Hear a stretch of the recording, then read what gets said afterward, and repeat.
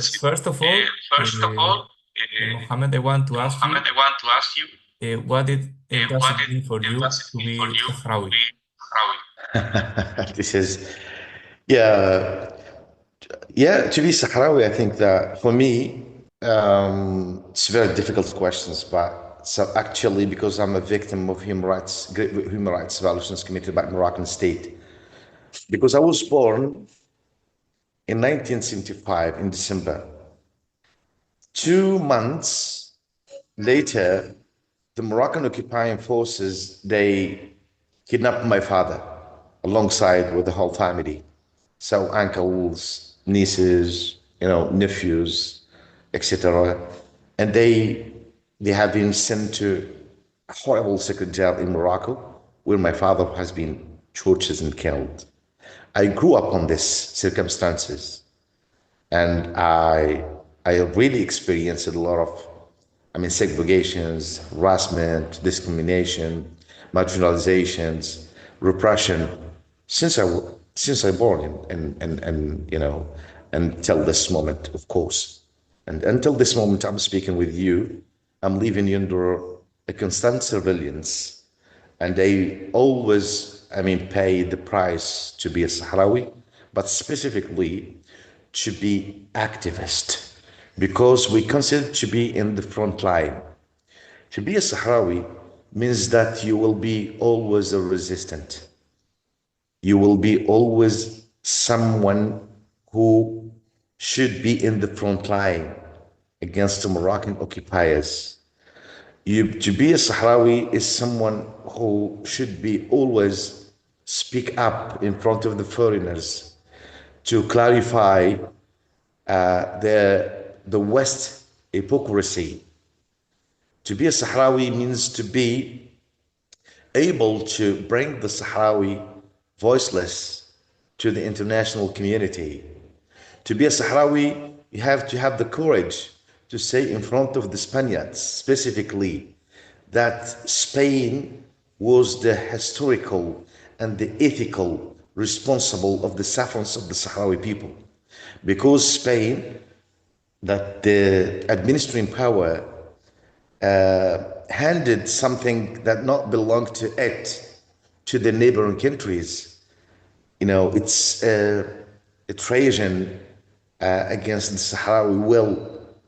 To be a Sahrawi means that you will face always, the retaliations from the part of the Moroccans. To be a Sahrawi for me means that I always put myself in danger. I always live in a cornered by, not only, for example, by the occupiers, but also for the people that are scared or that feared from the retaliations from the Moroccans, because Moroccans occupiers, they try to corner us and to scare others, not to go in the same route that we chose it from the first day to be an activist. How is the system built in digital area without falling into trap of the overexposure? And if the people are receiving training in cybersecurity? So actually, since the first day when we started with Équipe Média in 2009, so all the members in the collective are self-taught, means that they have been not graduated from universities or have a real professional or academic skills to be or to practice the profession, means the journalism. So therefore, we try to teach them, for example, some skill that we have learned from the internet or through the trainings that we have, get from years with the partners, like, for example, some human rights organizations like Frontline Defenders or others. And we got this knowledge and we bring it to our colleagues in order to teach them how to protect their privacy. But the questions is very clear. Could we protect ourselves since Morocco always get the sophisticated equipments that can, hack the Sahrawis. You know that Morocco have, strength relations with Israel. And through these relations, they get all the skills or all the knowledge or all the technological equipments that from the NSO, which produced the Pegasus program that can spy on the activists. And of course, we could not, for example, even that we have, the skills that we can protect ourselves through this, for example, signal or maybe telegram, but the Moroccans have the ability or they are able, to spy on us. So this is a very difficult, but we try always. We try to always to coordinate in secret ways. For example, we try to avoid, any stupid communications that can provide specific or sensitive informations to the occupiers. So this is the method that we are shared so internally, but we always know that the Moroccans have always the sophisticated, equipments that they can, control our communications. And then, so the only way and the safe way is to communicate, out of this, technological devices, like, for example, exactly. So the safe communications are from your mouth to the air of your cameras, of course. So this is only About all the strategies that you are doing right now. uh, I'm thinking that since a long time you are playing the peaceful resistance in the coup territories, and if you think that peaceful resistance is sustainable in long term face the repression. so. For myself, I think that personally that I believe on the peaceful resistance. So although that the vast majority of the Sahrawis do not. So to be honestly, so the vast majority do not, because they always believe that they have been cheated by the United Nations. So the presence of the United Nations since 1991, they did nothing. My colleagues, they called the United Nations United Nothing, because they did nothing for the Sahrawis. But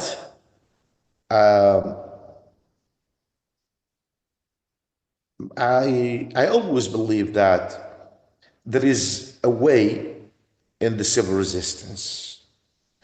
I can prove you, for example, that in 2010 or before, in 2005, all the Sahrawis, they get out in the streets, and what we called it Intifadat al-Istiqlal, which is the uprisings of the independence, where Sahrawis, thousands of Sahrawis, they have went out in the streets, and not only in the occupied cities, but also in the historical Western Sahara, which is south of Morocco now, Tantan, Tafaya, and others, where a majority of the inhabitants are Sahrawis. They extended this to the Moroccan campuses, where Sahrawi students there studying there, because still this moment there are no university in occupied Western Sahara. And Morocco cannot invest in Western Sahara in such level, because they have always doubts that they will lose the battle against the Sahrawis. In 2010, well, the Moroccans, they say that they control everything in Western Sahara. thousands of Sahrawi, they have been created what they called it the civil disobedience. It's a kind of the civil resistance when they established their tents and to call the United Nations, call the international community that we are living under the marginalization, and then they call for the self-determination. Because how to live under more than 4 decades under such kind of repression and kind of brutality committed by the Moroccans, if I try to explain to you, you know already, Hector, that thousands of Sahrawi that have been killed, they have burned alive, they have buried alive, burned alive and buried alive. A lot of crimes that a lot of people they have no idea about it. So even, for example, Mudrega, that is very similar to Srebrenica. So when thousands of Sahrawis they have been bombarded, they have been, planes they killed, and then Morocco they built the longest wall, separate the Western Sahara into parts, as you know. So how can this, brave people could still going on, never give up? In 2010, thousands of Sahrawis went outside in the suburb of Lyon and they chanted and they created such kind of camps with only the Sahrawis controlled by them, well organized. So it's a sign that the Sahrawis, they have civilized, well organized. It's kind of a message, a clear message to the international community. So this gives me hope that the civil resistance, if we continue, for example, in such way, it will help. I'm not sure, for example, to say that we'll get independence through the civil resistance. It's like, for example, the magic. But anyway, it's kind of a parallel battle with the right to Sahrawis for the armed struggle, as we have seen, for example, since November 13, 2020, when the Sahrawis, they resumed the armed struggle. It's for example, kind of how to compel the Sahrawis that both sides, the armed struggle, led by the Polisario, well organized, not giving, for example, any doubts, but the Sahrawi that it's a liberation movement, of course. But in the same time, the Sahrawi civil resistance play the important role to show to the world that we are still exist in the Western Sahara. I'm still believing on this, of course, even that I'm representing only a very, very minority from the Sahrawis, because the vast majority not believe in any way by that so-called, for example, the peaceful resistance or the dialogue with the Moroccans, because they have been cheated many, many, many times, of course, not only by the Moroccans occupiers, but also by the neighboring countries, like, for example, Mauritania and Spain, that they have been engaged since 1975 to divide the Western Sahara without the consent and the consultations of the Sahara people. You talk that about 2010, that you send a message there for the international community.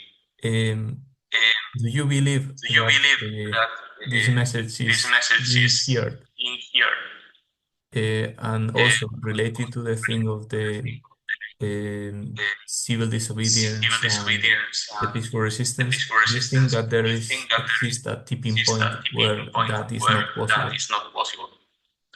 So as I said, because yeah, it's very difficult, because even that we work, I have a long experience for more than 30 years now, as an activist, and I saw in these 30 years, in 3 decades, a lot of things. which really impressed me. But of course, I lost the confidence about the international community, but I will not give up. I will continue. This is what I mean. For example, that when we, I have subjected last year, for example, from an assassination attempt, and I was really brutally attacked by 4 members belonging to Moroccan intelligence services. They tried to kill me, and they chanted and they called some things that is very clear that they belong to the Moroccan intelligence services. In the same time, before that, I was arrested alongside with my colleague Ahmed Tanji, and we have been deported from the city of Bujdur. So could you imagine, Hector, that we could not? So we're not, for example, we are prohibited to visit, for example, Bujdur or Smara. So I couldn't, for example, move in the occupied cities. Why?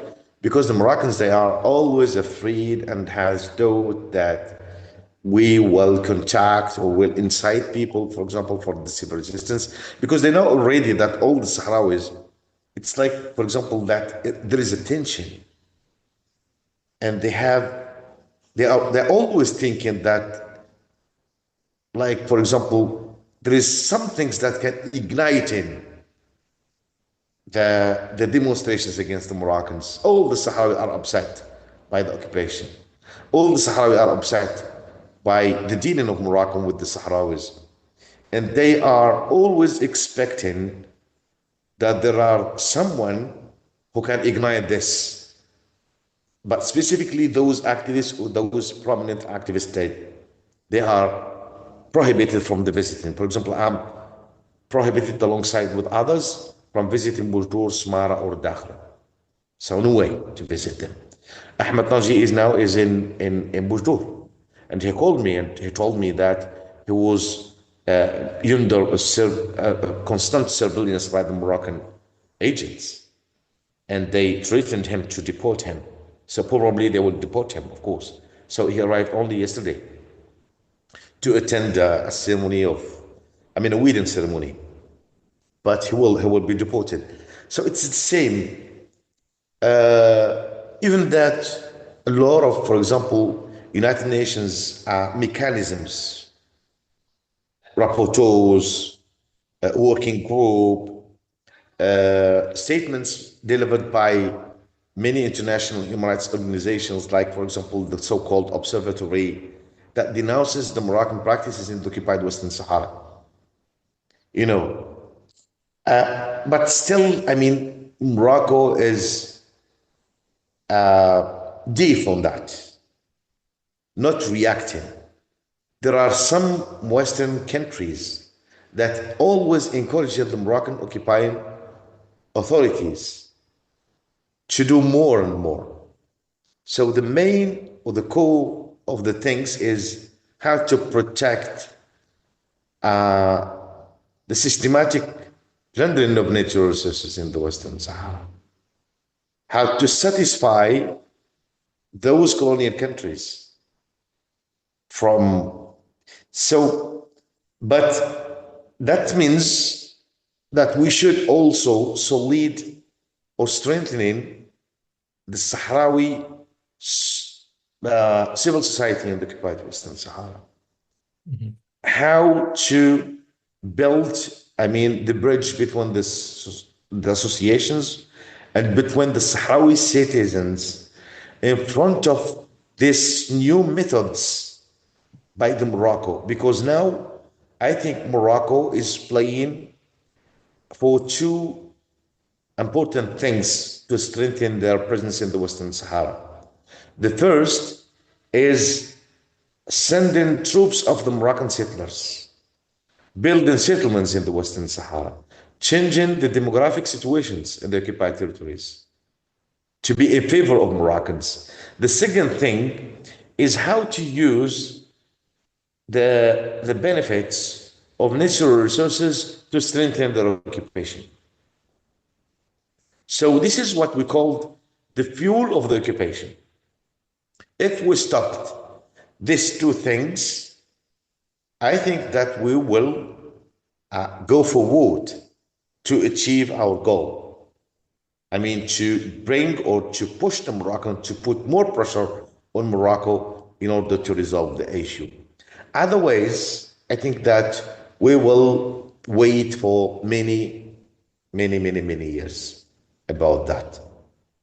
So it's very difficult, it's very tricky, but yeah, but it's kind of my belief or my thoughts is always strengthen the internal front to give them what we call it in Arabic مقومات الصمود, which is the pillars of the steadfast, the resilience inside occupied territories. I will tell you, Hector, for example, that Moroccans use to impoverish the Sahrawis inside occupied territories. This is the methods. This is the traditional methods used by them. I was fired from my job, for example, twice. I was a civil servant in the municipality, was fired in 2007, and I was rehired, and I was teacher in high school, and I was fired from my job. And it's extend to our families, this kind of retaliation, because my wife was always a civil servant, and she was also fired from her job. It's kind of to put you in a corner. It's the same systematic. Sahrawis graduated from universities. They found themselves that unemployed, and the Moroccans tried to send messages to them that you could not, for example, engage in to get a job. So the only way is to immigrate clandestinely to Spain, or recently to Guyana, where more than 3,000 Sahrawi recently have been going to Guyana in order to asking or seeking asylum, the political asylum, from Guyana to Europe. It's kind of to empty the occupied territories, but in the same time, to build the new waves of demography with Moroccans. So more Moroccans than the Sahrawis now. So we are a very minority in the occupied territories. But why? Because there is no, for example, the pillars of the steadfasting, of the resilience that could, for example, help me to stay in the occupied territories. The young people say that there is nothing, for example, that can help me to stay. So I have, look, for example, I'm 40 years old saying, or I'm 30 years old, I'm in 30s or in 40s. So I couldn't, for example, stay more than that.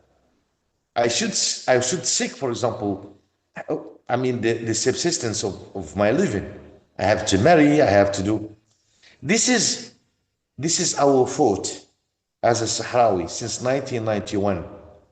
We never, for example, asking for what the Palestinians did, like, for example, the UNRWA, which is recruit and give him, for example, I mean, jobs for the Palestinians in their homeland.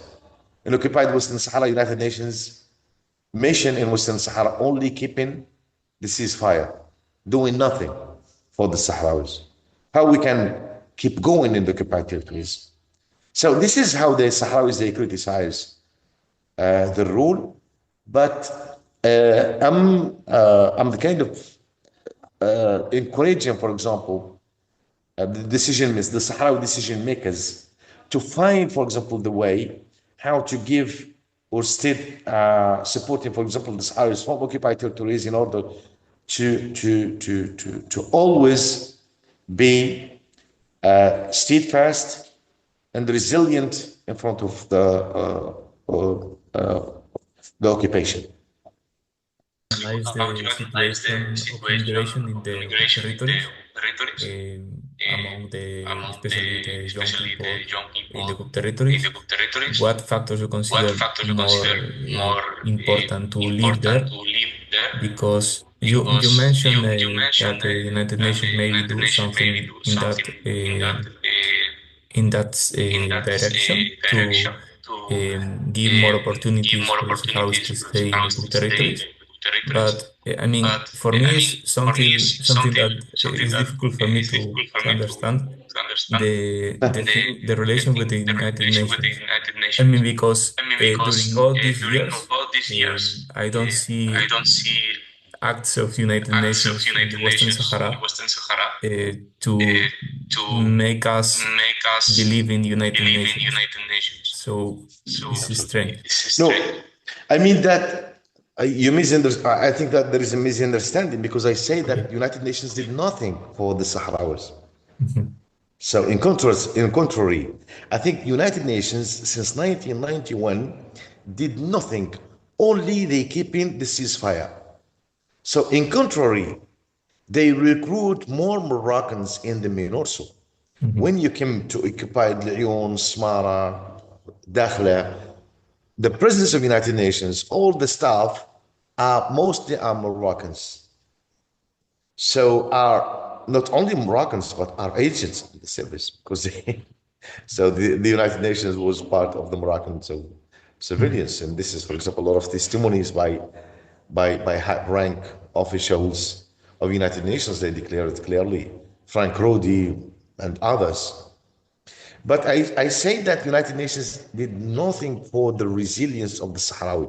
But if we make a comparison with the Palestine, we think that the UNRWA did a lot of things for the Palestinians. There is schools, there is jobs, there is a lot of things. But in the occupied Western Sahara, United Nations did nothing for the Sahrawis. But for the Moroccans, yes. So how can you imagine that the Sahrawis could have the resilience, the steadfasting, for example, how can continue our struggle, for example, or saying our civil resistance in the occupied territories. This is very difficult, this is very tricky, and this is the systematic strategy that always prove that there is a plot against the Sahrawis, not only for the former colonial power and their allies in the region, mean Spain and the neighboring country, Morocco and Mauritania, but also United Nations as, you know, because we're always saying that United Nations came to resolve the issue. I think that there is the management of the conflict and there is a resolution of the conflict. And the United Nations never have the intention to resolve the issue, but they manage, for example, the issue.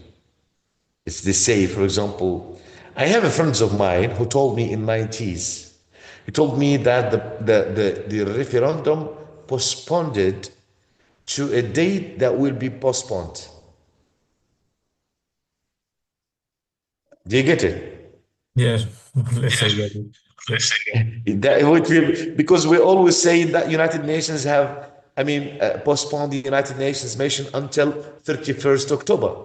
When 31st October, we will see the same thing. So they postponed for other years. But there is no the intention to resolve the issue.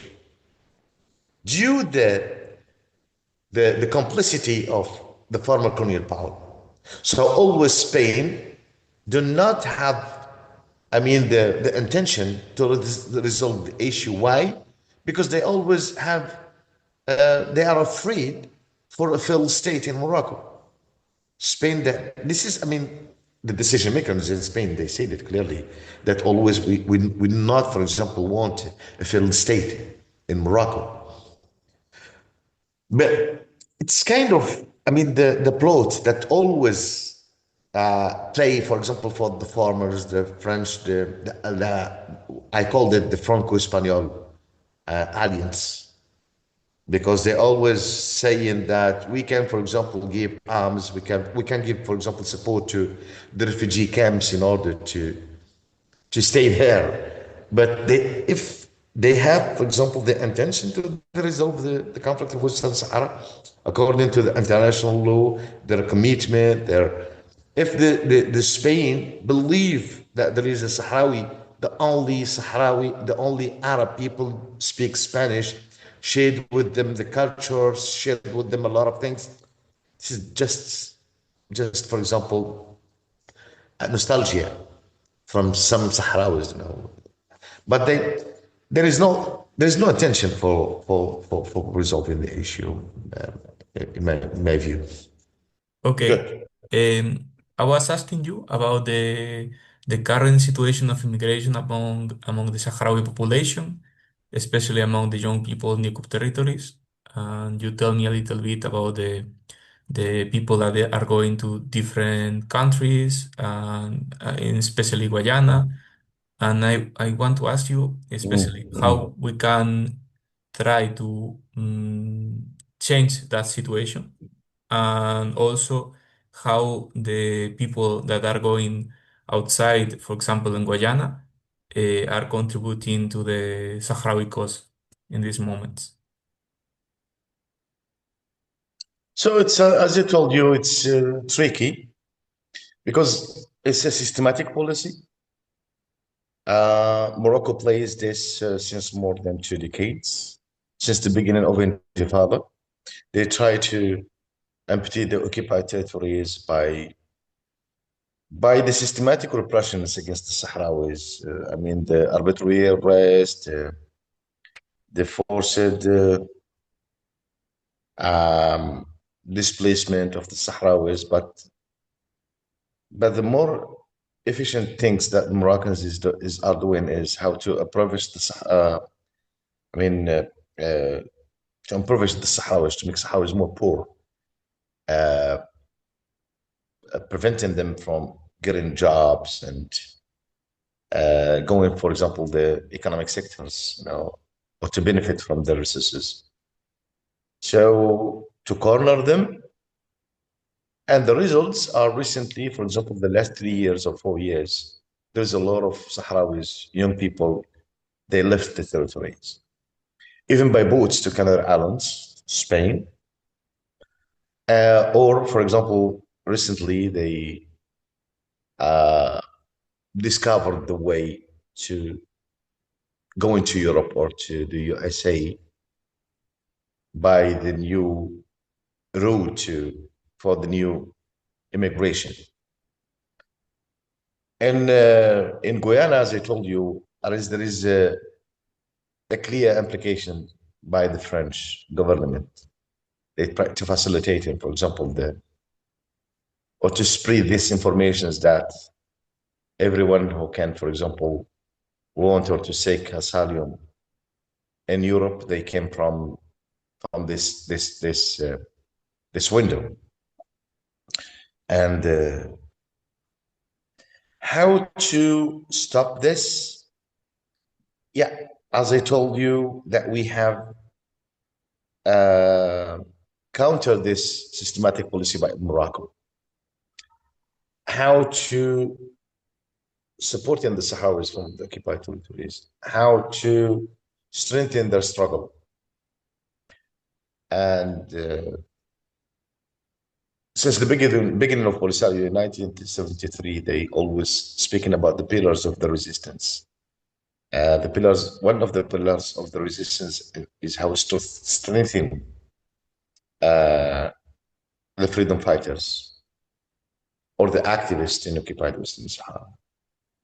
How to support them economically, how to support them morally, how to support them, for example, in order to cope with the difficulties, the economic difficulties, the social difficulties, how to find the way of many international liberation movements were doing, for example, in many places around the world. Uh, we have to get, for example, and you have already have the knowledge that there is a big change in the recent years in all levels, and uh, and this is, for example, still there is a debate on that among the Sahrawis, for example. speaking how to strengthen the civil resistance in the occupied territories, how to convince the Sahrawis to keep going on the struggle inside the occupied territories, how to have or they have to understand that they are in the front line facing the systematic policy in order to empty the territories and enabling the Moroccans in order to strengthen their presence in the occupied territories. So, yeah, it's very tricky, very very difficult, but there is a systematic policy. And to cope with this, we have to bring or to create a parallel policy. But it's very difficult, of course, to convince the Sahrawis or to convince anyone who is living in the occupations to stay without giving, for example, the alternative. You should, for example, convince them by the alternatives. Otherwise, yeah, you get no Mm. no answer. How do you think the Sahrawi national consensus are today in the Cup territories?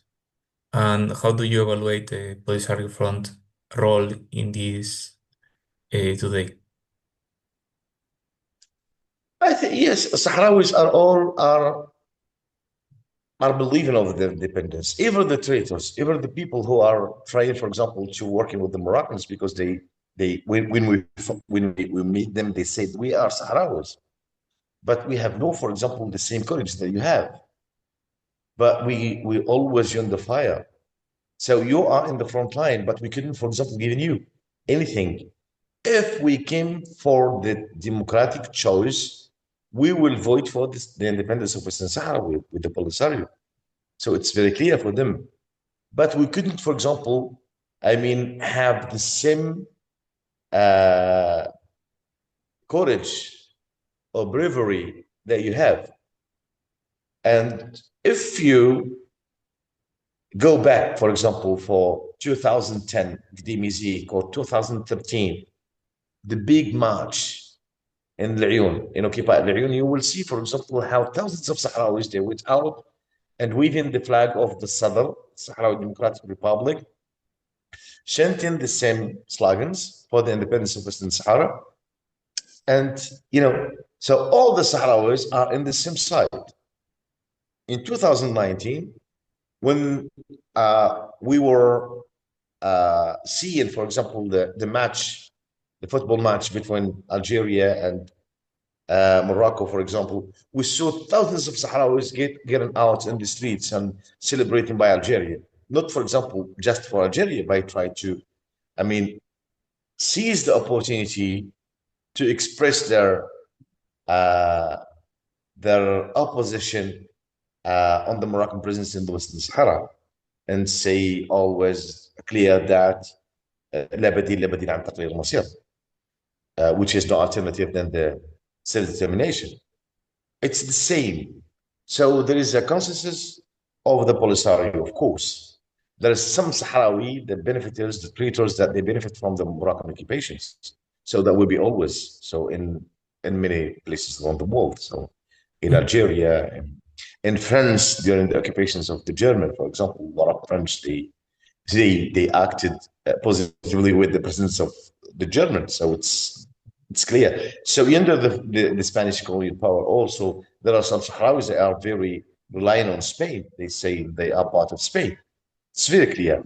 But if you will dig deeply, you will find all Sahrawis that they are believing on Polisario.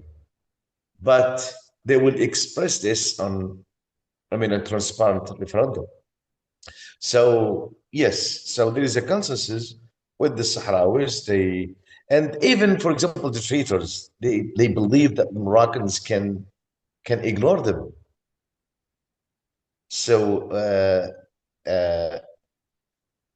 go back also in 2005, in 2010, when the Moroccan settlers behave brutally against the Sahrawis, the Moroccan police assaulted the Sahrawis and houses and attacked the Sahrawis, the Moroccan settlers, they do not distinguish between that Sahrawis who support Morocco or that they are separatists between two brackets. No, they are the same.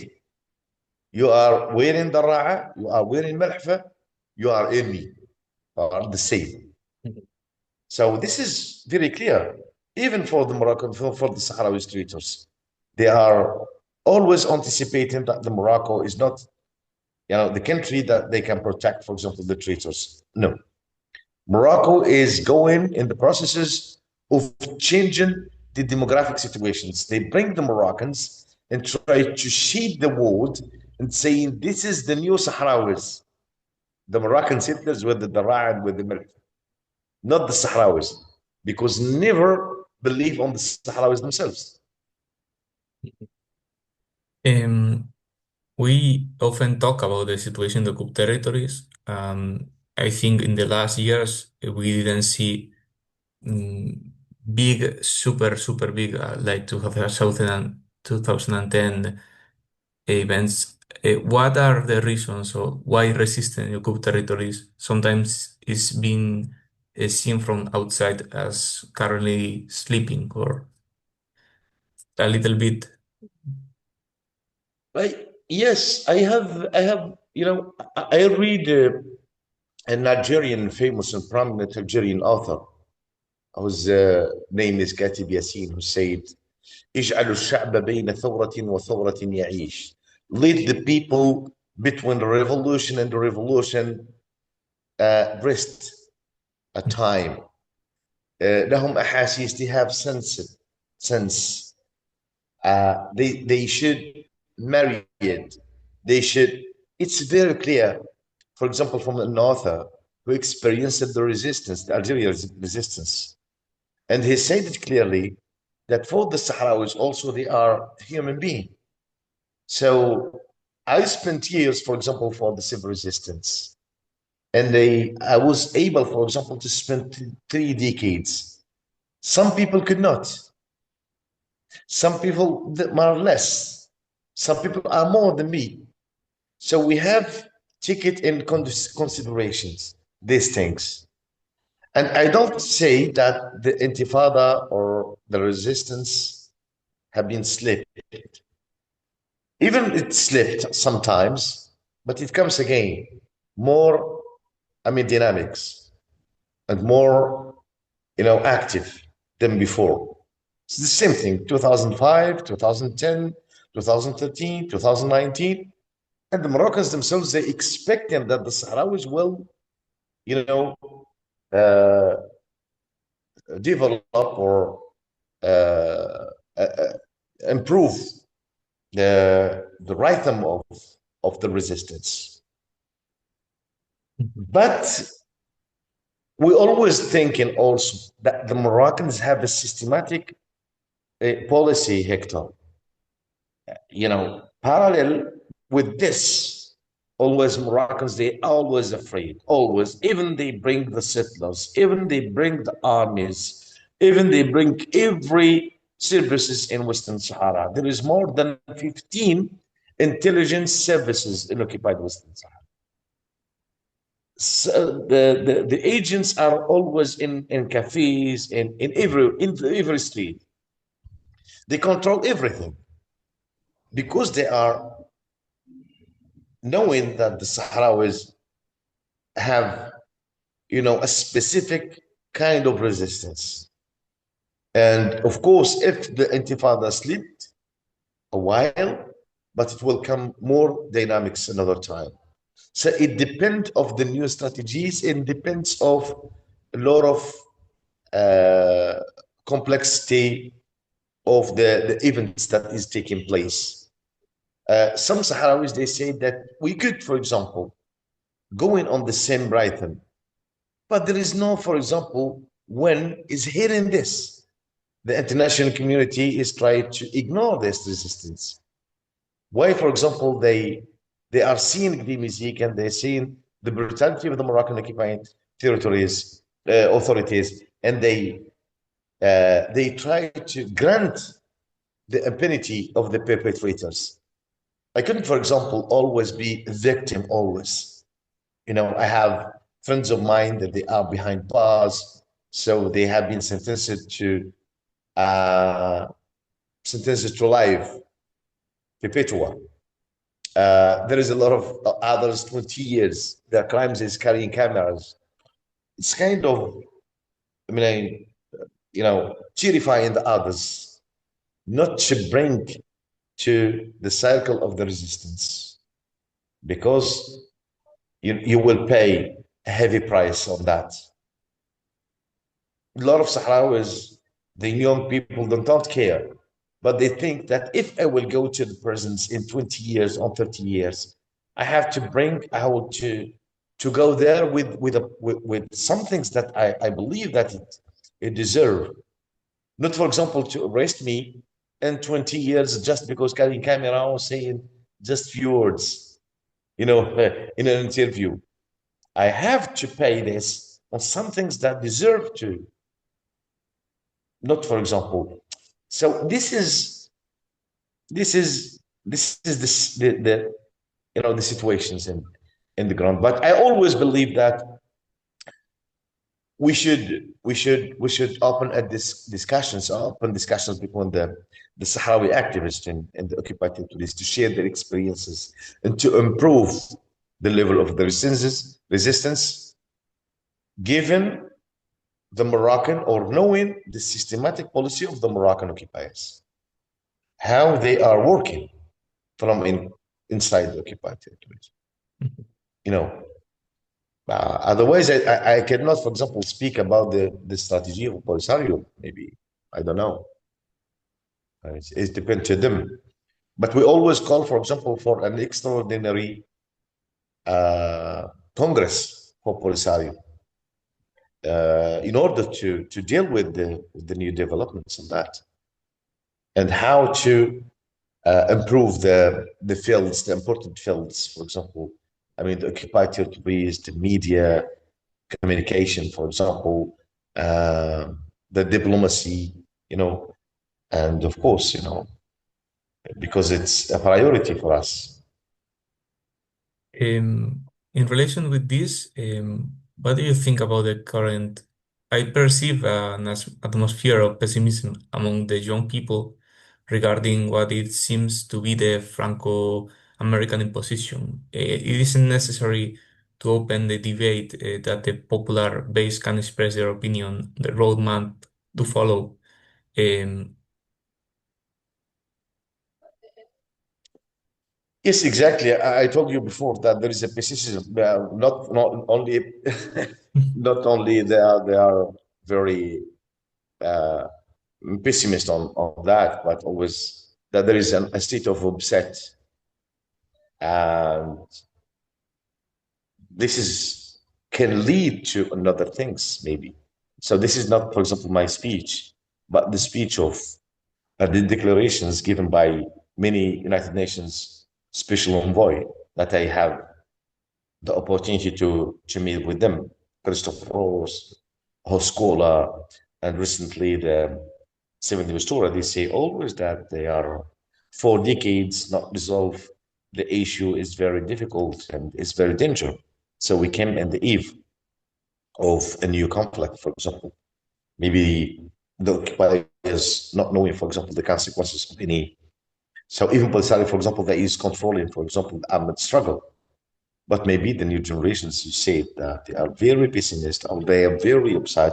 They can use another tools, for example, for the struggles, because they say they know the Moroccans already, and they know the answers of the Moroccans. Morocco is not, for example, accepting only the language of the fire.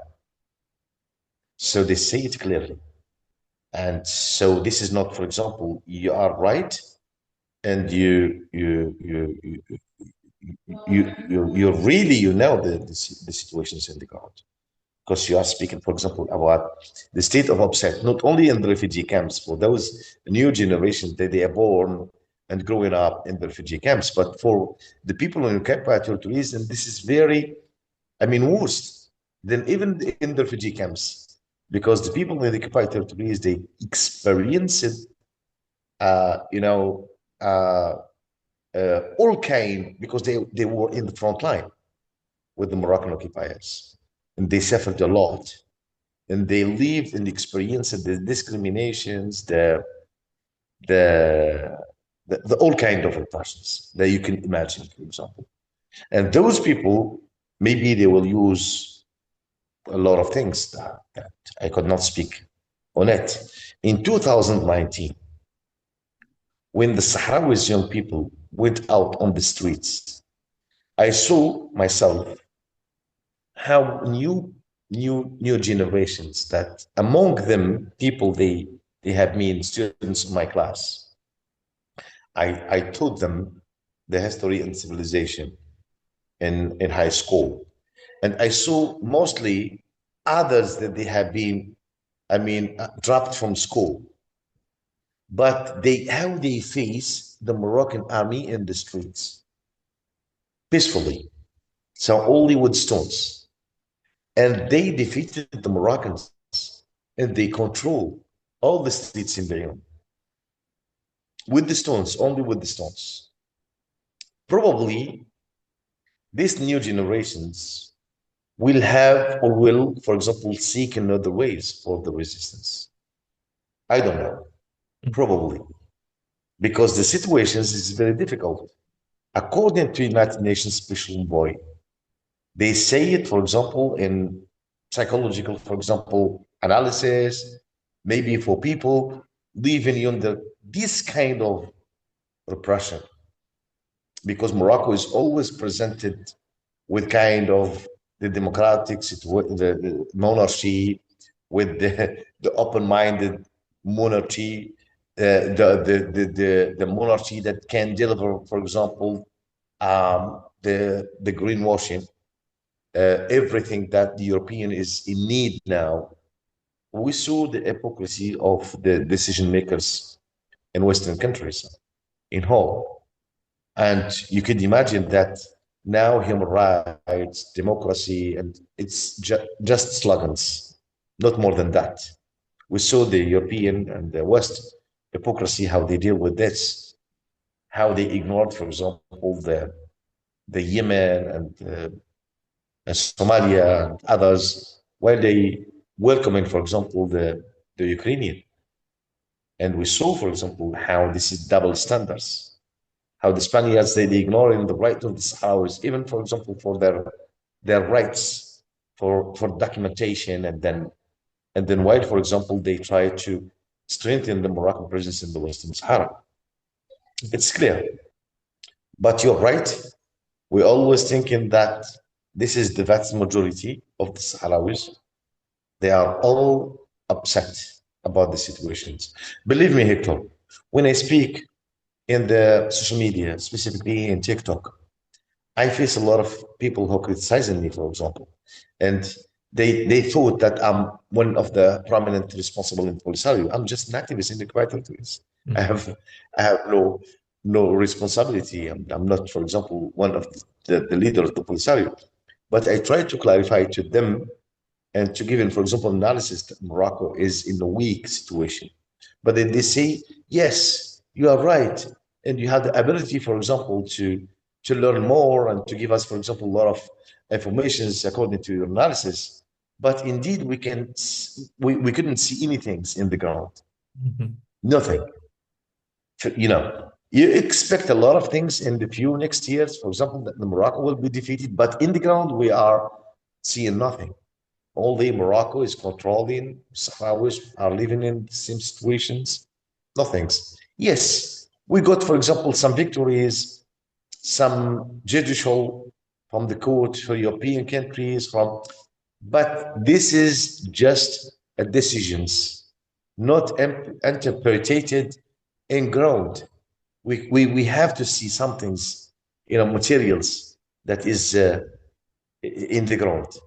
So otherwise, it's just, for example, speaking up on that. Yes, for that, for me, it's so important to ask you about if you think that after that resolution, it is necessary to open a debate for the popular base to express their opinion on the roadmap map to follow after that. after that resolution? You mean the roadmap taken by Polisario? Yes, for the Yes, yes, I'm with this. I'm with this totally. I think that I'm always saying that. So therefore, I told you that I'm with the people who are calling, for example, for the extraordinary Congress in order to I mean to re-elect people that they will be able to for the new battle against the Moroccans and their allies, of course. Mhm, So we should, for example, go to this extraordinary uh, uh, Congress, and we should always also read roadmap in all levels, including in the occupied territories, mhm, including occupied territories. But all the people should be aware about the consequences of everything that we'll take in here, for example. So likewise, for example, with the fronts, the armed front, for example, or the social, the diplomatic, the judicial, so we should control this. So I'm with with that opinion, of course. Sure. mhm. Also, I want to ask you, in following this, the situation of the resolution, the Security Council, what do you think about that, first of all? And in second place, what do you think could be done to improve our international position? I think that the decision 2097 was was a resolutions that trying to the aim of the resolutions is trying to keep the status quo. There's nothing changed, of course. It's the same language of United Nations. They try to keep the situations on the ground, the status quo, because you know that they try to say that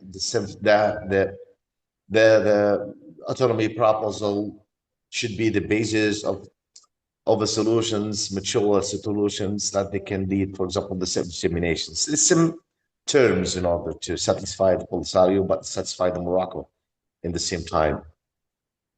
But nothing, for example, there is no a loser and there is no a winner till this moment. But what I see, for example, in the resolutions is very good for us is that there is some countries that they opposite or they abstained into this resolution, which is China and Russia, and this is yes Pakistan, but the superpower, which is the two countries. It's very clear for us. It's very important because in 2003, during, for example, the plan of Baker, there is an unanimous decision. So all the countries, there is no, for example, countries that opposed the James Baker. But even if Morocco is not, for example, accepted it in after.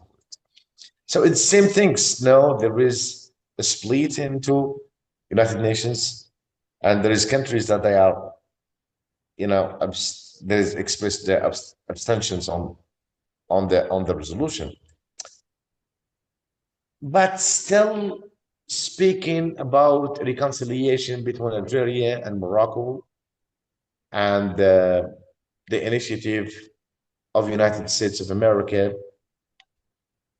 it's nothing's in the ground. They say 60 days. There is no something's, index or saying that there is some things that will be in the near future. Just Morocco with their propaganda and the occupied Western Sahara with some traitors speaking about the autonomy, speaking about the marginalization, so trying to incite in the Sahrawis, for example. But if Morocco came with the autonomy proposal, will be given to who? From the Sahrawis in occupied territories or from the refugee camps from the Polisario? So this is the question. So raised by some Sahrawis here, but there is no one interested about the so-called autonomy. Mhm. Nothing. Uh, I think it is. So briefly, I think the resolutions, it is done to keep the status quo, not more than that. Mhm. Also, I want to ask you about other thing that is not directly related with this, but I think is interesting. That is do you think that is possible? Because I have seen it sometimes, but for me it's something a little bit strange. If you think it's possible that Sahrawi activists in the Coup territories ally with Moroccan NGOs or human rights movements in Morocco, if you think it's possible, really possible, given the threats of infiltration. So actually, I don't believe in that. So uh, on the efficiency of working from inside, for example, Moroccan parties or associations. I think it's kind of cheating the Sahrawi people. So there is some people that they thinking on that. They saying that we can work in from inside Moroccan parties or bodies in order to raise awareness among the Moroccans, and then. But I think that it's used by the Moroccans themselves in order to prove that the Sahrawis are very satisfied by the Moroccan institutions. So when I was in the United Nations, and I meet with some Sahrawis, some Americans, friends of the Sahrawi cause, and they told me that, look, Mohammed, we went to the so-called Moroccan Human Rights Council branch in occupied city of Lyon, and we saw how Morocco is trying to clarify that the Sahrawis are still believing or putting their trust on the Moroccan instances. So if Moroccans, if Sahrawis, they do not, for example, believe on the judicial system, Moroccan judicial system, they could not, for example, I mean, making complaints in the Moroccan institution.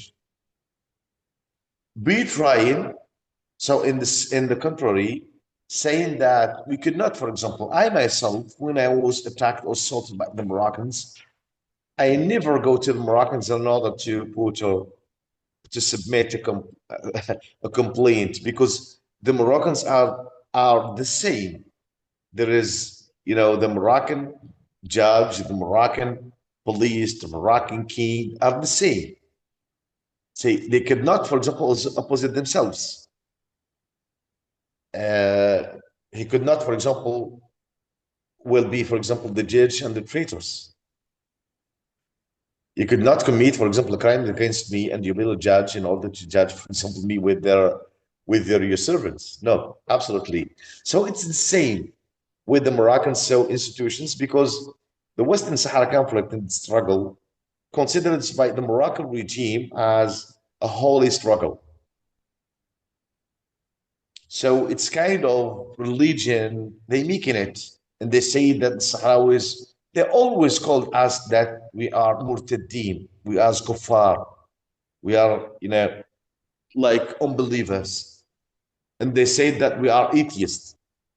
And so they use the terms that are complying with their accusations against us, as you know. They say before that we are atheists, as we have a strong relationship with Cuba, with some communist countries, and they say that we are from Al Qaeda in order to kind of I mean smearing the Sahrawis, it's defamation. I mean, touching the reputation of the Sahrawis. And they say we are Shia, we are part of Hezbollah and others. It's very contrary, because there is a big difference between Shia and the Qaeda, which is Sunnah. So they always, even Sunnah, they say that we can, for example, put relations with Israel it's more than to make it for this year. But they seem kind of accusations against the Sahrawis. How can we be active in the Moroccan associations? I don't think so. Sahrawis, they have been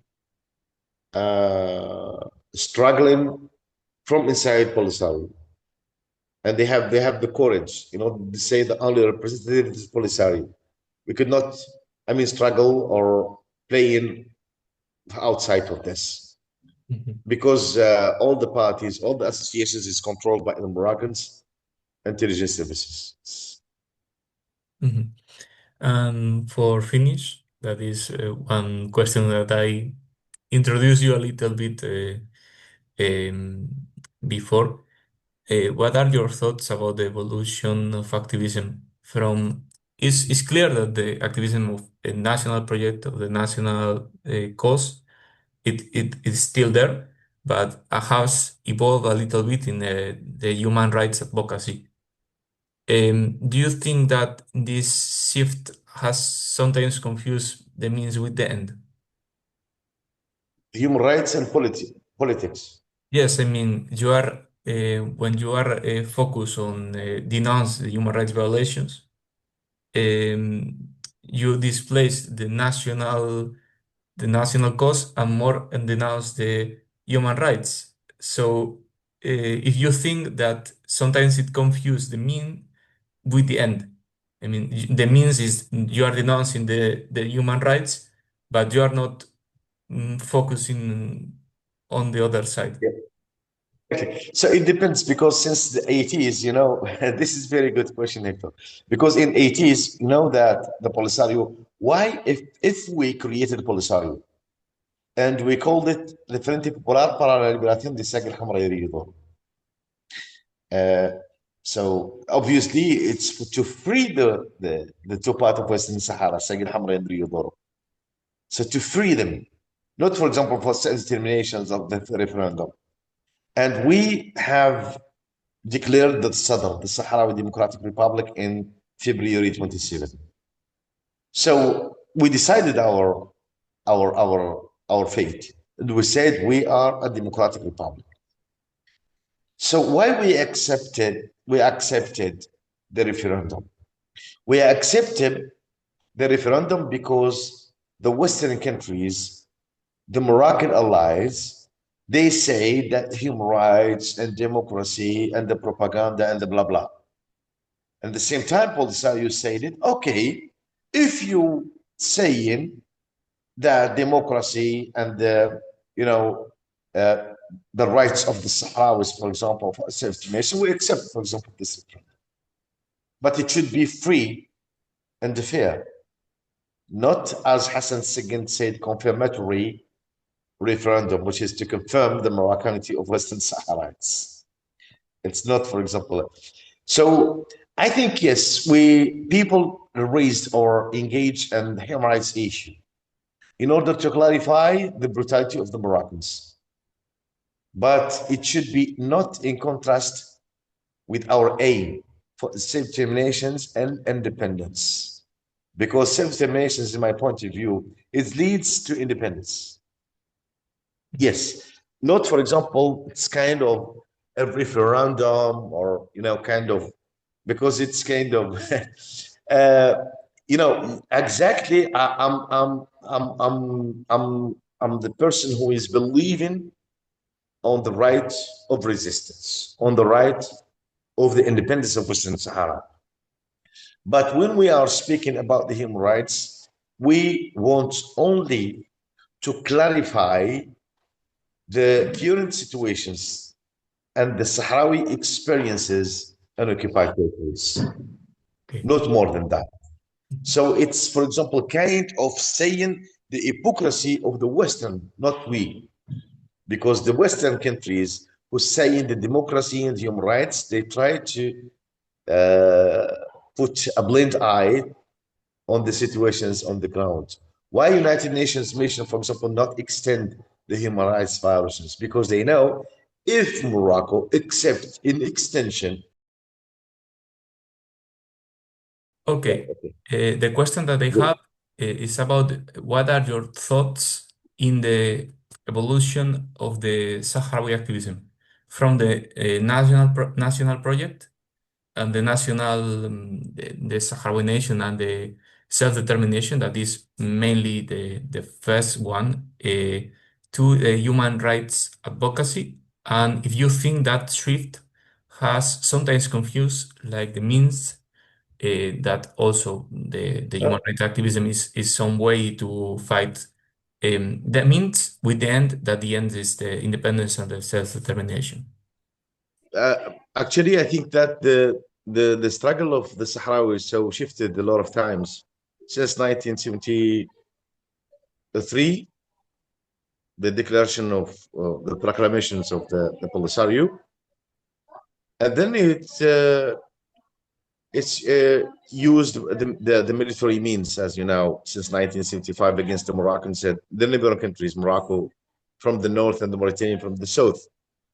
But only the Sahrawis, sales of Polisario and occupied territories and the southern of Morocco was was part of the organizations because they did their job and they have been arrested. They have been experienced the forced disappearance in horrible secret jails where they have been killed.